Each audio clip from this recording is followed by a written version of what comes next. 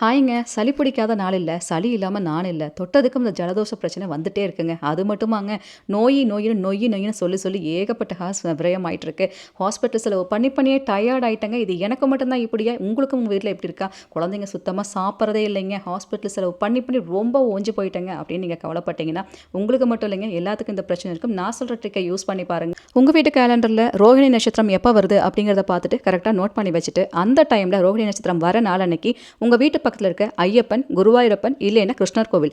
இது 3ல ஏதாவது ஒரு சாமி கோயில செலக்ட் பண்ணிட்டு, அந்த கோயிலுக்கு போயி நெய்யும், பச்சரிசியும் தானமா வாங்கி குடுத்துட்டு வாங்க. உங்க குழந்தைங்களுக்கோ, இல்ல உங்க வீட்ல நோயின்ற பிரச்சனையே இருக்காதுங்க. செம சூப்பரா ஒர்க் அவுட் ஆகும். இப்படி தொடர்ந்து செஞ்சுட்டே வரும் பட்சத்துல ஹாஸ்பிட்டல் செலவு சுத்தமா இருக்காதுங்க.